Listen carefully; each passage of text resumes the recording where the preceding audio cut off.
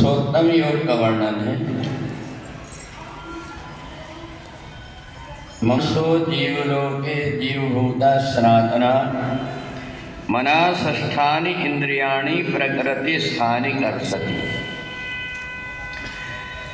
भगवान ने अर्जुन से कहा कि ये मनुष्य मेरा ही अंश है, परंतु इसमें संसार के विषय आकर के मिल गए हैं, इसलिए मेरे से अलग हो गया। ईश्वर अंश जीव अविनाशी, ये जीवात्मा परमात्मा का ही अंश है। अंतर इतना है कि परवश जीव स्ववश भगवंता। ये जो जीवात्मा है माया के कारण परवश हो गया है, नहीं चाहते हुए भी बहुत सारे काम कर बैठता है। तो इसलिए परमात्मा तो स्वतंत्र है, वो जो भी कर्म करना रहता है अपनी इच्छा से लीला के लिए करते हैं, पर जीवात्मा जो कुछ भी कर्म करता है ये विषयों में आसक्त होकर के करता है।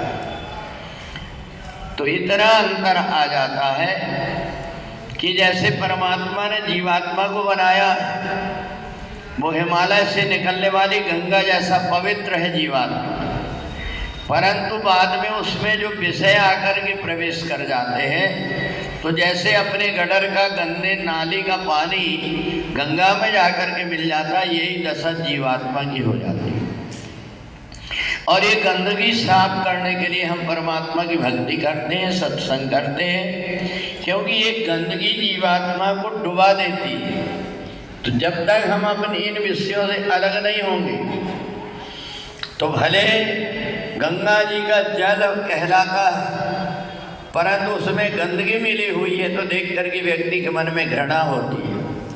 जब कभी जाकर के विश्राम घाट में देखता है तो आचमन करने का जी नहीं होता, इसलिए नहीं होता कि उसमें गंदगी आकर के मिल गई है। और वही गंगा जी को यदि हम देखें तो वो गंगा जी जब हिमालय से निकलती है उस समय का जल और इलाहाबाद में पहुंचा हुआ जल में बहुत अंतर आ जाता है, और यही जीवात्मा के साथ होता है।